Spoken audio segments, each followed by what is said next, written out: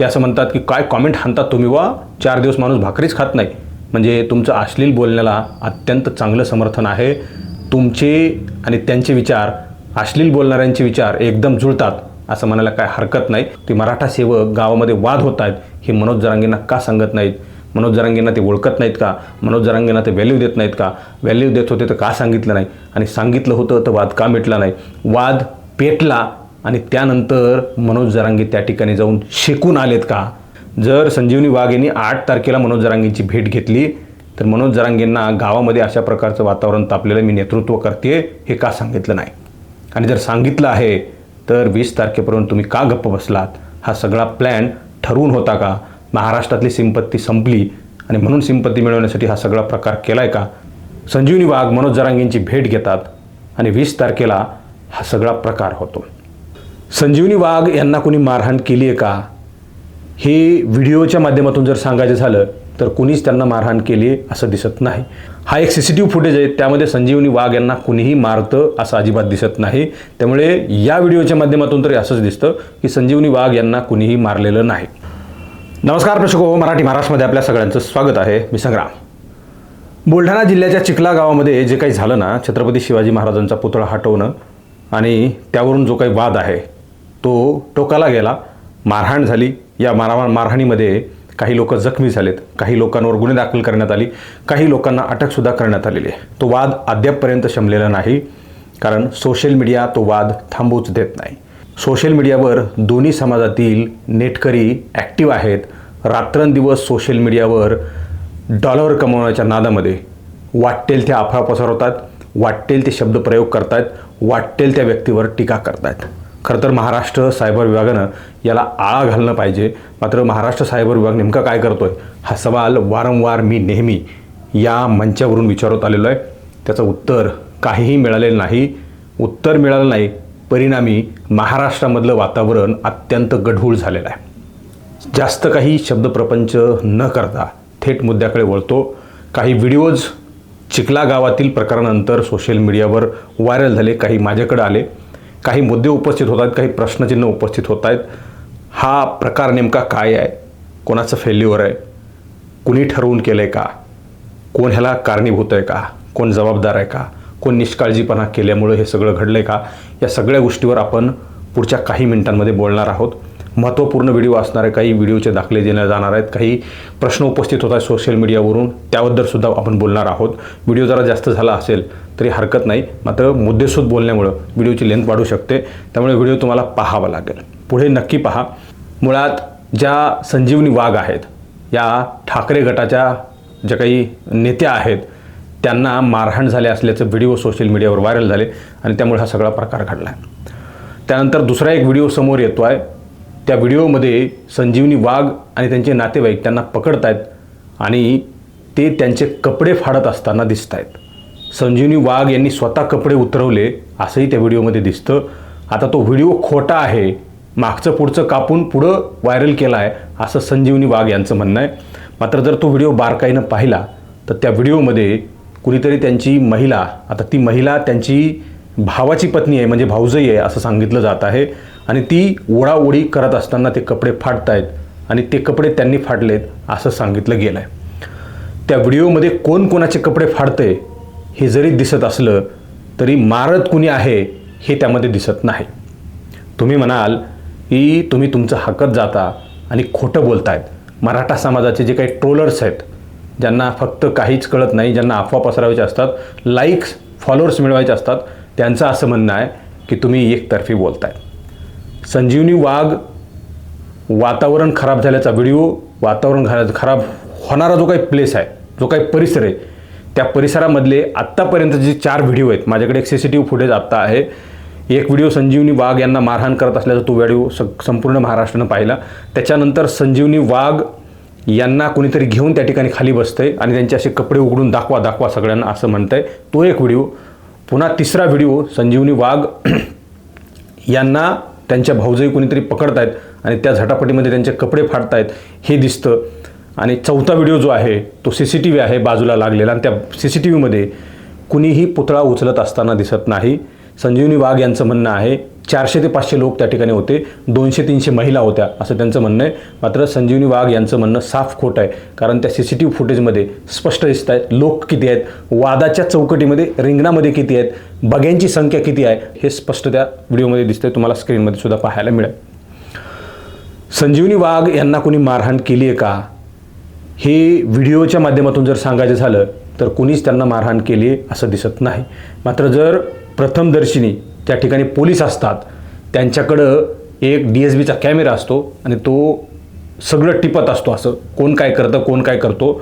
तो व्हिडिओ जेव्हा समोर येईल किंवा पोलीस जेव्हा त्यांचं स्टेटमेंट मांडतील तेव्हा मात्र स्पष्ट सगळं दिसेल की कोणी कोणाला मारलं. हा एक CCTV फुटेज आहे, त्यामध्ये संजीवनी वाघ यांना कुणीही मारतं असं अजिबात दिसत नाही. त्यामुळे या व्हिडिओच्या माध्यमातून तरी असंच दिसतं की संजीवनी वाघ यांना कुणीही मारलेलं नाही. दुसरा मुद्दा असा आहे की संजीवनी वाघ यांचं म्हणणं आहे, म्हणजे तुम्ही व्हिडिओ स्क्रीनवर पहा, माझ्यावर आरोप लावू नका, मी खोटं बोलतोय असं म्हणू नका, मी वंजारी समाजाच्या समर्थनात आहे, मराठ्यांच्या विरोधात आहे असं अजिबात काही म्हणायचं काही कारण नाही. ज्यांना म्हणायचे त्यांनी सरळ म्हणा, माझं त्याबद्दल काही दुमत नाही. तुमच्या भावना मी समजू शकतो, तुमच्या ज्या काही प्रतिक्रिया आहेत स्पष्ट मांडा, काही म्हणणं नाही. कोणाला शिवीगाळ करायचं असेल तर स्पष्ट करा, कोणाला ट्रोल करायचं असेल स्पष्ट करा, कोणाला चांगलं म्हणायचं म्हणा, हरकत नाही. मी माझं मत या ठिकाणी मांडतो. अज्ञात व्यक्तीनं पुतळा बसवला असं संजीवनी वाघ यांचं म्हणणं आहे.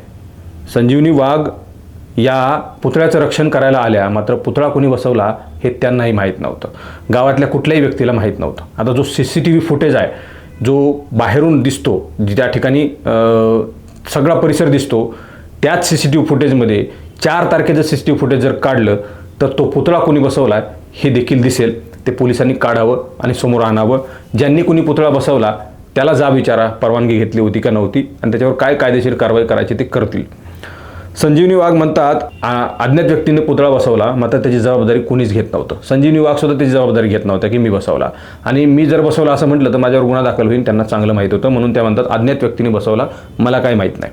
दुसरं, त्यांचं म्हणजे त्या वेळोवेळी स्टेटमेंट बदलत आहेत. सुरुवातीला त्यांचं असं म्हणणं आहे की संध्याकाळच्या वेळेला काही समाजकंटक लोक शिवाजी महाराजांचा पुतळा उचलत होते आणि मी त्यांना विरोध केला आणि मला त्यांनी बेदम मारहाण केली.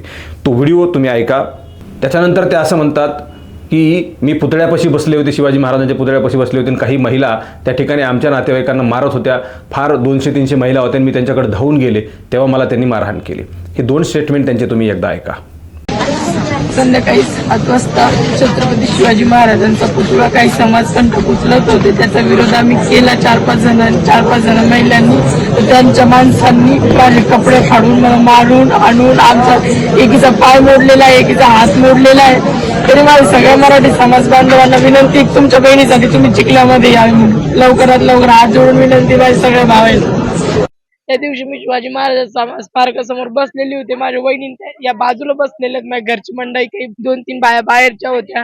त्याच्या बायाने एकदम आमच्या बायावर अटॅक केला. त्याच्या 150-200 बाया होत्या आणि आमच्या 2-4च होत्या. म्हणून मी पण शिवाजी महाराज स्मारकापासून त्याच्याकडे जसे मी गेले, जसे मी तिकडे गेले तसे त्याच्या सगळ्या माणसाने माझ्यावर अटॅक केला. मला साईडला घेऊन 30-35 जणांनी, मला जवळपास 30 जण होते, 25-30 जण, 30 होते. झालं. हे 2 स्टेटमेंट तुम्ही ऐकले असतील. त्यामध्ये ते अगोदर असं म्हणतात की 7 वाजण्याच्या सुमारास काही लोक त्या ठिकाणी आली आणि पुतळा उचलायला लागले होते, म्हणून मी त्यांना विरोध केला आणि त्यांनी मला बेदम मारहाण केली. दुसऱ्या व्हिडिओमध्ये ते असं म्हणतात की मी शिवाजी महाराजांच्या पुतळ्यापाशी बसलेले होते आणि तिथं वाद झाल्यानंतर आमच्या समाजाच्या महिलांना कुणीतरी मारत होतं आणि मी त्यांना सोडासोडी गेल्यानंतर त्यांनी मला रिंगण करून मारलं. असे 2 स्टेटमेंट त्यांचे आहेत.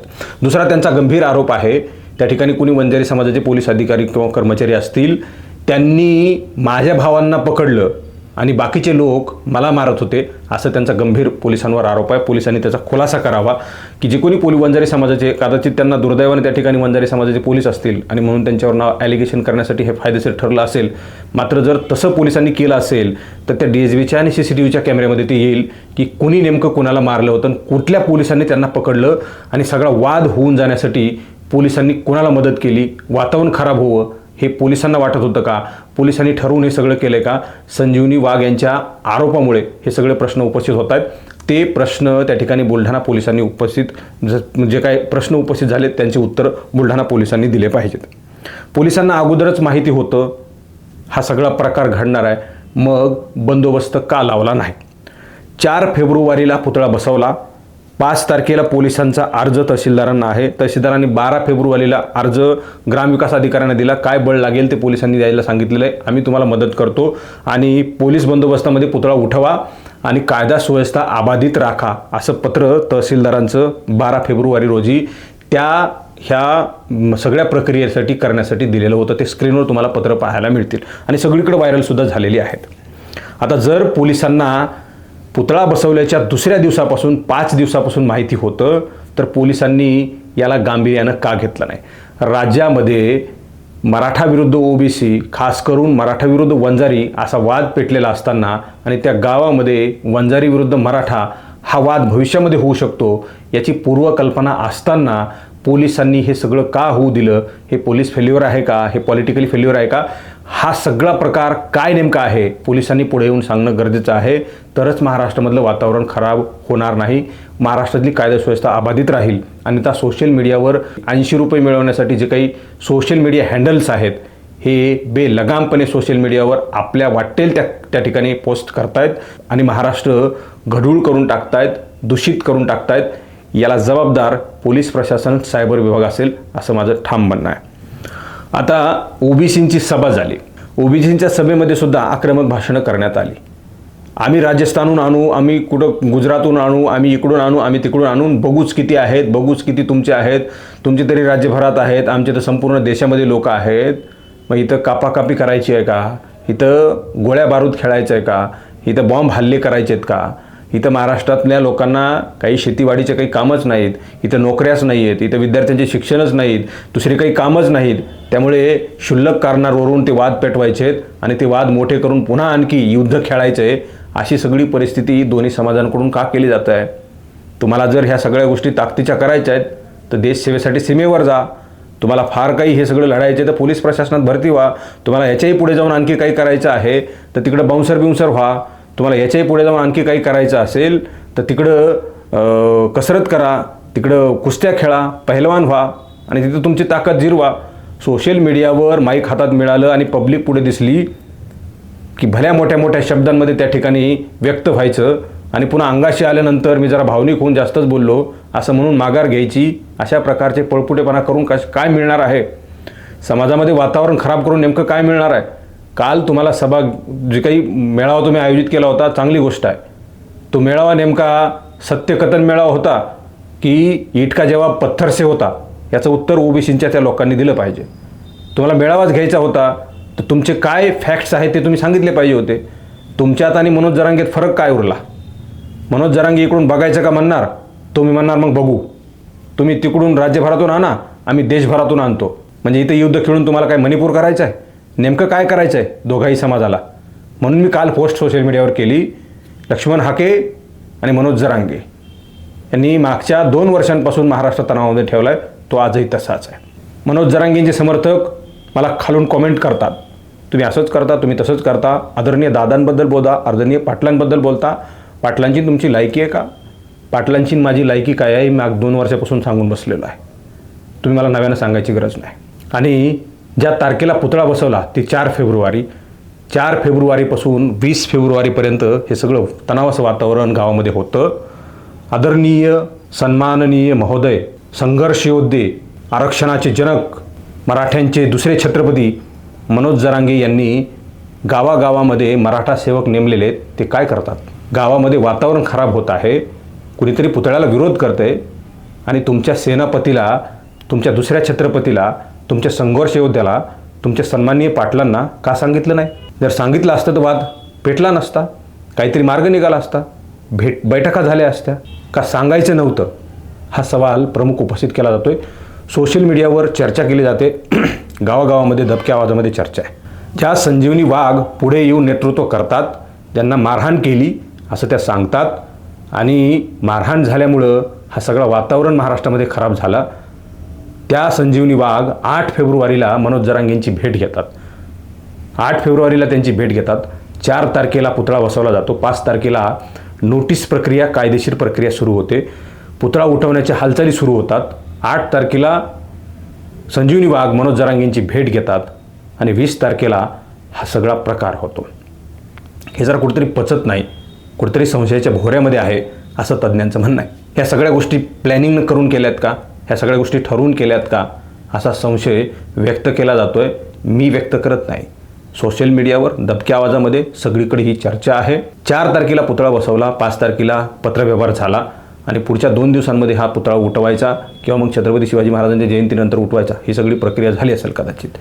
या दरम्यानच्या काळामध्ये 8 फेब्रुवारीला संजीवनी वाघ, तुम्हाला स्क्रीनवर फोटो पाहायला मिळतील, मनोज जरांगेंची भेट घेतात. मनोज जरांगेंचे मला वाटतं कदाचित ते घरचे फोटो आहेत, त्यांच्या घरी जाऊन ते भेट घेतात. ते फोटो कुठले आहेत मला माहीत नाही, ते फोटो कधीचेच माहीत नाही. मात्र 8 फेब्रुवारीची मनोज जरांगेंच्या भेटीची पोस्ट त्या ठिकाणी, वरी कॅप्शन वगैरे काहीच नाही.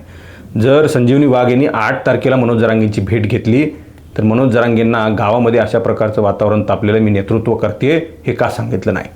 आणि जर सांगितलं आहे तर 20 तारखेपर्यंत तुम्ही का गप्प बसलात? हा सगळा प्लॅन ठरवून होता का? महाराष्ट्रातली सिंपत्ती संपली आणि म्हणून सिंपत्ती मिळवण्यासाठी हा सगळा प्रकार केलाय का? हा प्रकार कुणी केलाय हे सगळं पोलिसांनी शोधून काढलं पाहिजे. मला याबद्दल कुणावरही रोष, राग काहीही व्यक्त करायचा नाही. कुणालाही दोष द्यायचा नाही. मी अजिबात देणार नाही. मी न्यायाधीश नाही. मी काहीही मत या ठिकाणी कुणाला दोष देण्यासाठी मांडत नाही. पोलीस प्रशासनानं तपास करावा हा सगळा प्रकार नेमका काय होता. आणि म्हणून मी म्हटलं की मनोज जरांगेंनी गावागावामध्ये मराठा सेवक नेमलेले आहेत. फार छातीठोकपणे ते सांगत होते, गावागावामध्ये मराठा सेवक नेमा, नेमलेले मराठा सेवक, ते मराठा सेवक गावामध्ये वाद होत आहेत हे मनोज जरांगेंना का सांगत नाहीत?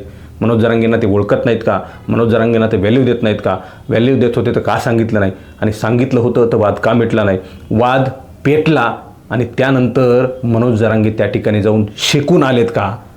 हा सवाल मी त्या दिवशी विचारला की तुम्हाला नेमका वाद त्या ठिकाणी पेटवायचा होता की विझवायचा होता? असा सवाल मी तेव्हाच विचारला आणि त्याचं उत्तर अद्यापपर्यंत मिळालेलं नाही. पोलीस प्रशासनानं हा वाद थांबवायचा असेल तर दुसरे CCTV फुटेज, जो पुतळा 4 तारखेचा तो कुणी बसवला, कधी बसवला, हे बाहेर काढणं गरजेचं आहे.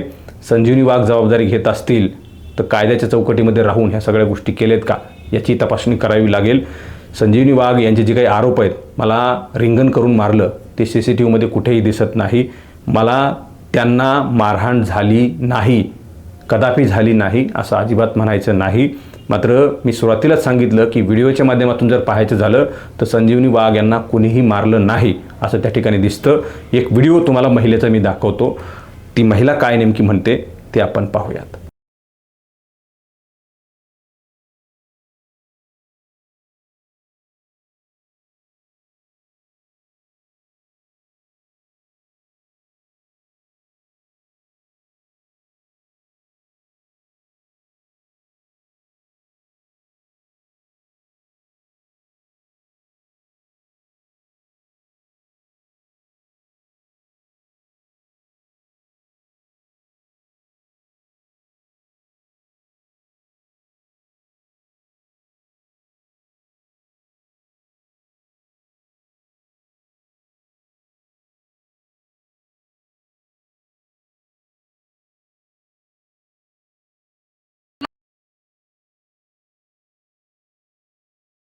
तर तुम्ही हे सगळं पाहिलं असेल म्हणून हे सगळे प्रश्न उपस्थित केलेत. मी व्हिडिओच्या माध्यमातून हे सगळे प्रश्न उपस्थित केलेत. जे जे व्हिडिओ मिळाले त्यावर मला काय वाटतं, काही मुद्दे असे प्रश्न उपस्थित होत आहेत ते सुद्धा तुम्हाला इथं मांडले मी आहेत. आणि तुम्हाला याबद्दल काही माहिती असेल, कोणाकडे काही गुप्त व्हिडिओ असेल ते पोलिसांकडे द्या. कुणी प्रथमदर्शनी काही माहिती देणार असेल तर पोलिसांकडे द्या. आणि हा वाद कुठे वाढणार नाही. खरं तर वाद पूर्ण महाराष्ट्रामध्ये वाढला आहे. सोशल मीडियावर ह्या सगळ्या गोष्टी होऊ नयेत. दोन्ही समाजामधल्या लोकांनी, समजदार लोकांनी, आता समजदार तरी कोणाला म्हणावं, जो कोणी समाजाचं नेतृत्व त्या ठिकाणी करतोय तो अंगावर जाण्याची, बघून घ्यायची भाषा करत असेल तर नेमकी समजदारीची भाषा कोणाची कळेल आणि कोणाला सांगावं हा प्रश्न उपस्थित होतो. त्यामुळे पोलीस प्रशासनानं, सायबर विभागानं या सोशल मीडियाच्या नेटकऱ्यांना मोठी व्यसन घालून लगाम लावावा अशा प्रकारचं आवाहन या ठिकाणाहून करतोय. तरच कुठेतरी वाद थांबेल असं मला वाटतं. आणि म्हणून तुम्हाला या सगळ्या रिपोर्टबद्दल, माझ्या म्हणण्याबद्दल, व्हिडिओ दाखवले त्याबद्दल काय वाटतं तुम्ही कॉमेंट बॉक्समध्ये तुमचं मत नोंदवा. स्वच्छ शब्दांमध्ये मत नोंदवा. जे कोणी समर्थक असतील त्यांना कुठल्याही शब्दात लिहायचं असेल तर काही हरकत नाही, कारण मनोज जरांगेनं त्यांना त्यांची पाठ थोपटली. कुठल्याही अश्लील शब्दांमध्ये कॉमेंट करा, वा काय मस्त कॉमेंट तुम्ही करता असं त्यांनी काल बीडच्या सभेमध्ये म्हटलं. तो एक व्हिडिओ फार व्हायरल झाला आणि त्यामध्ये ते असं म्हणतात की काय कॉमेंट हाणतात तुम्ही, वा 4 दिवस माणूस भाकरीच खात नाही. म्हणजे तुमचं अश्लील बोलण्याला अत्यंत चांगलं समर्थन आहे. तुमचे आणि त्यांचे विचार, अश्लील बोलणाऱ्यांचे विचार एकदम जुळतात असं म्हणायला काय हरकत नाही. या ठिकाणी इथेच थांबतो मित्रांनो. तुम्ही जर मराठी महाराष्ट्र नवीन असाल तर मराठी महाराष्ट्राला सबस्क्राईब करा. हा व्हिडिओ तुम्हाला आवडला असेल जास्तीत जास्त शेअर करा. हा व्हिडिओ तुम्ही फेसबुकच्या प्लॅटफॉर्मवर पाहत असाल तर तिथंही फेसबुकच्या पेजला फॉलो करा आणि तिथूनही व्हिडिओ शेअर करा. खूप खूप धन्यवाद.